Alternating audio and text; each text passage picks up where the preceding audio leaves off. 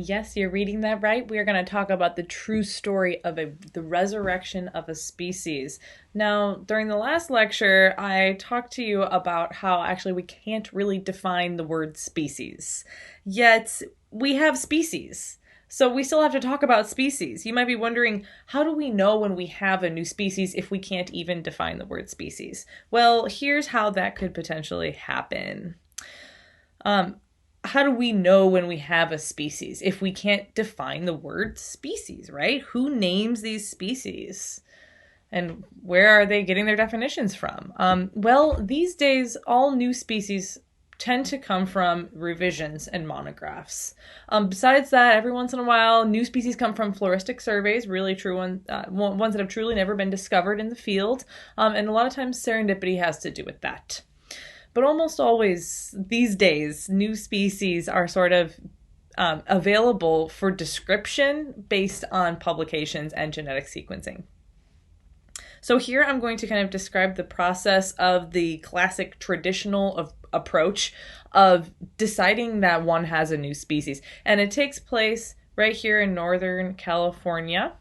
And it has to do with this plant called Siskiyou bells, which actually did not exist as a separate species for a long period of time. We now know it as Prosartes parvifolia. And this story takes place mostly from my friend Michael Messler. Dr. Messler has described multiple species of plants, and this one is particularly close to his heart because of the way that he kind of figured this out. So I'm going to tell you that whole story. And a lot of it takes place at HSU's Vascular Plant Herbarium, so I wanted to give a shout out to the herbarium and Robin Bensi, who runs that and who also played a huge role in renaming this species. Have you ever seen this walking around the redwood forest? This plant is known as fairy bells. If you go out in the redwood forest, I bet you'll see it right now. It almost kind of has the Gualtheria look sort of to it. It's not, though. It's got the parallel venation. This is in Liliaceae. And there are 6 species in the genus, only 2 in California if you look in the Jepson Manual 1. Now, we use the Jepson Manual 2.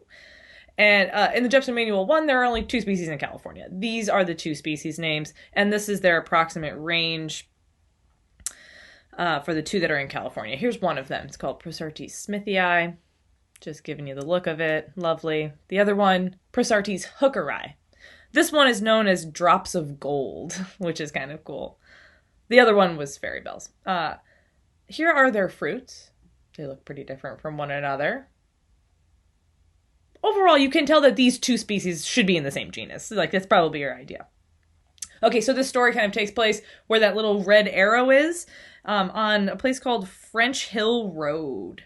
This is a famous botanical destination, especially up here in northwestern California. Here's kind of a zoomed in map. This map is like about right kind of here. This is Highway 199. And this right here, let me use red, yeah. This is French Hill Road, right here. And this story takes place about right here, somewhere like right around there, on 17N05. And Michael was just camping out. He was just kind of doing a fun weekend camp out. He had just had dinner, opened a beer, and he looked up kind of at this plant that was nearby, and he noticed that it was flowering. And he was like, wow, oh, this kind of looks like Prosartes. Let me pull out my Jepson manual and figure out which species this is. Well, what happened was the darn thing wouldn't key out. There were only 2 species in the Jepson, and it absolutely did not seem to fit either one. Now, this story, by the way, is taking place in 2006, so it had been a while since the Jepson Manual 1 had come out, and Michael is having kind of these visions of grandeur at this time. And like I said, he had had a beer, and he was really excited about this and had some more beers, and that made him kind of more excited about this potential new species that he thought he just found. And sure enough, he did not, actually. It turns out that this species had previously been named. The first person to name it was this person, Serena Watson, based off of a collection by Volney Rattan. It had been too good to be true for Michael. Someone had scooped him and named it But if someone else had named it, then why wasn't it in the Jepson manual, you might ask? And he had definitely asked that question at that moment as well. Well, obviously it must have somehow died at the hands of taxonomists. Well, here's the history of this plant. A few publications have considered it a distinct species. That original description by Serena Watson in 1880. Also, Willis Lynn Jepson himself in 1909, who did not write the Jepson Manual, but it's the person who the Jepson Manual is named after. Other publications, Peck in 1961.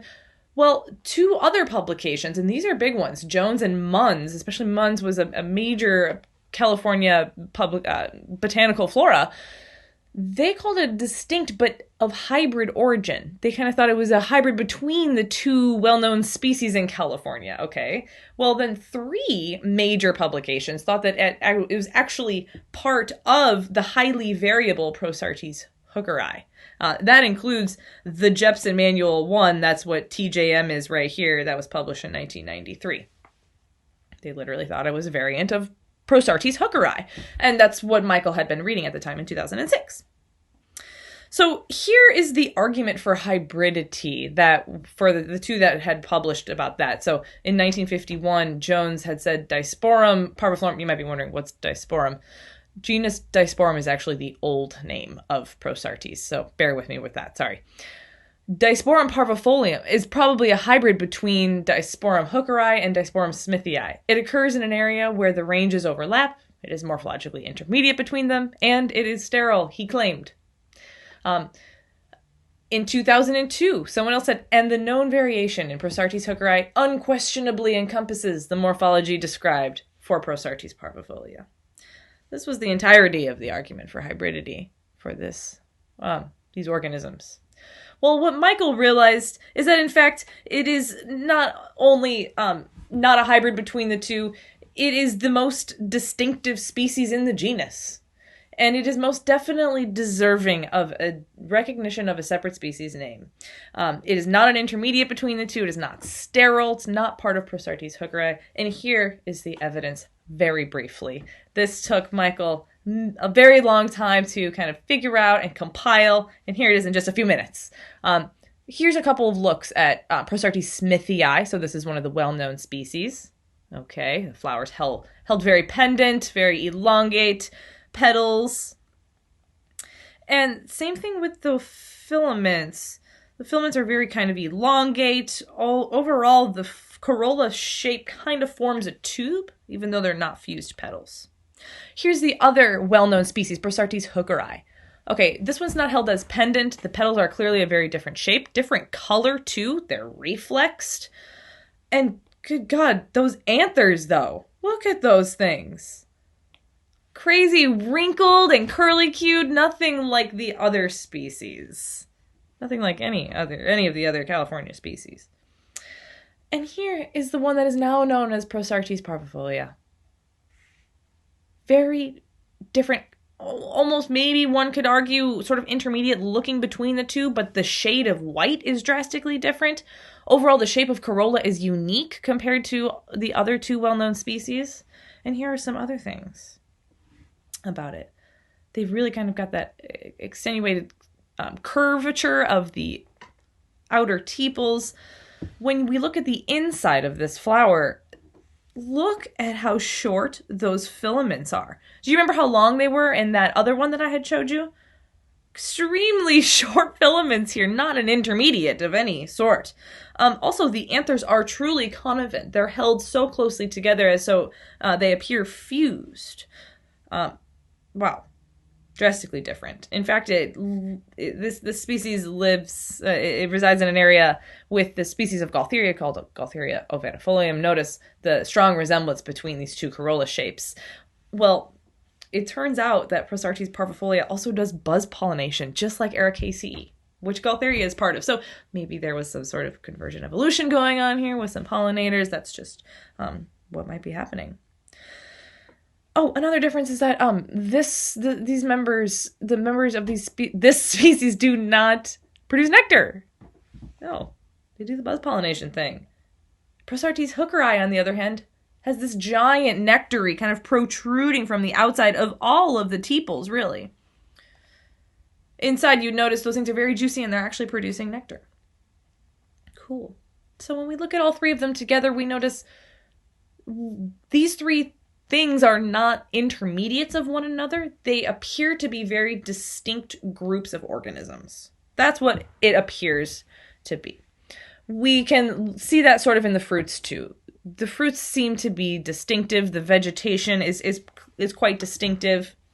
When we look even closer, which Michael did, clearly, the trichomes are even drastically different.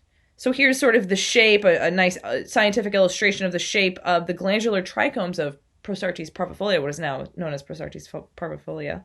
And here are the kind of wild hooked trichomes of the other two species. Very drastically different looking trichomes that we see on this plant, even when we look under the microscope. It turns out there had only been these 8 or so collections prior to 2006, prior to Michael kind of rediscovering this plant. And after these 8 were kind of collected, why did the species name sort of fall out of favor? You know, why did this happen? How could this have happened? Well, it's possible that the reason why it got deserted is because it's extremely rare. Not many people have had the luxury of seeing this plant with their naked eye. In fact, there are approximately 20 occurrences, and the entirety of its range, it is completely endemic to just the small area of southern Oregon and northern California. So, yeah, it kind of got deserted taxonomically. But here's the evidence. There's a set of correlated difference between these 3 groups of organisms, and they have to do with the vestiture, right? All of the organisms within this species have similar vestiture, similar perianth shape, similar ratio, etc., etc. All of the organisms within this species have their kind of unique set of these correlated differences that are only found in that species. You kind of get my point here? Okay. Well, here's the thing, is Michael was just observing. He was just making observations. Yeah, using a microscope sometimes. But he was just observing these things. He wasn't looking for some set number of differences to consider this a different species. Maybe he had found only 4 things that were different between these groups of organisms. Maybe then he wouldn't have argued for it being a new species. No, that's not the case. There was no number of differences that he was looking for. No a priori threshold of differences, in other words. And to bring it home, when he got the funding and the genetics hookup, he went for it, and he had the genetics sequenced. And notice, this is actually a phylogram where these branch lineages are scaled to genetic differences. Notice, our focal species here, Prosartes parvifolia, is drastically different, in fact, from all of the other species in the genus. Wow, even genetically. So I pose the question to you, just kind of based on this cladogram, could Prosartes parvifolia be treated as a separate genus? If so, if this was a separate genus, then everything else would have to either be a single element or in a monophyletic group, and it appears actually that it would be the case. Yeah, Prosartes parvifolia could have even been argued to be its own separate genus. Based on the genetics here, it would still have been a monophyletic group or a single element. And here we would have both. Cool. And this was the paper that Michael and his colleagues, Robin and Bianca, published. And you can read about it if you'd like. As Michael would say, the beginning of wisdom is getting the right names on things. But most definitely serendipity is involved in that, and possibly also beers. All right, I'll see you next time. Have a good one.